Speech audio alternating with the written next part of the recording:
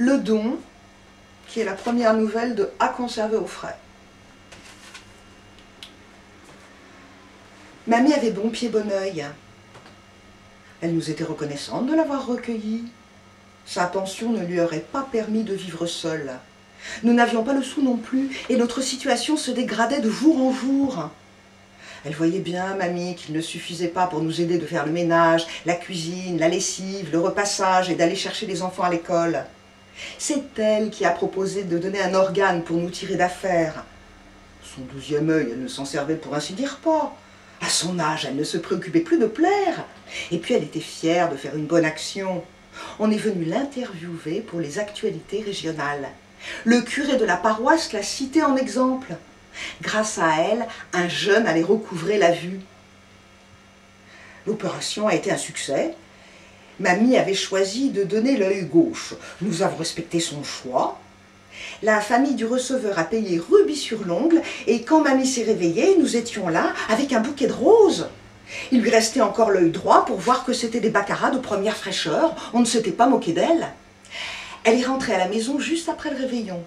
Même borgne, elle pouvait encore faire la vaisselle, regarder Interville et tricoter. Son œil de verre aurait trompé n'importe qui.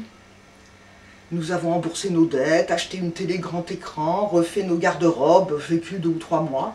Très vite, il n'est plus rien resté. Nous ne trouvions d'emploi ni l'un ni l'autre. On nous a coupé le téléphone. Zibline a eu 3 otites coup sur coup. Il ne fallait plus compter sur les organismes de crédit. Ceux-là n'ont aucune loyauté.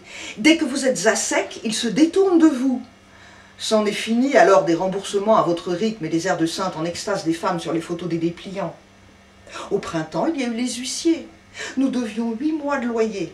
À moins d'une solution, nous serions expulsés et les enfants nous seraient enlevés pour être placés dans des foyers.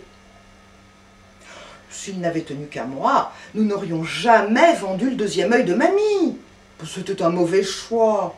Lorsque mamie n'aurait plus Dieu, elle ne pourrait plus rien faire à la maison. Il faudrait s'occuper d'elle en permanence. Son entretien finirait par coûter davantage que n'avait rapporté l'œil. Il faudrait vendre un rein pour payer les frais de garde, peut-être ensuite un poumon. On n'en finirait plus. Les yeux, c'est un peu comme les tours ou les fous aux échecs. On peut se permettre d'en sacrifier un, mais il faut garder l'autre. Nous aurions donc refusé la proposition qu'on nous faisait pour l'œil droit si mamie elle-même n'avait pas insisté pour nous venir en aide. Sa jeunesse, l'institution religieuse et les cours de morale, travail, famille, patrie, toute son éducation lui avait développé le sens du sacrifice. Elle voulait se rendre utile. Elle souffrait d'être à notre charge. Elle disait qu'elle n'avait plus rien à voir, hormis des émissions idiotes et le mur de la grande tour, et elle jurait de ne pas coûter plus une fois devenue aveugle. Oh, je laissais Claude se prononcer. Après tout, c'était sa mère.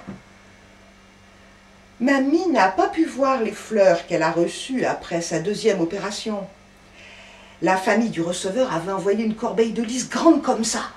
Ah, c'était des gens reconnaissants. On n'avait pas pu en dire autant les premiers. Ils ont même proposé un professeur particulier pour apprendre le braille, mais mamie a refusé. À son âge, elle n'avait plus envie de se fatiguer. De toute façon, il lui restait les oreilles pour écouter la radio.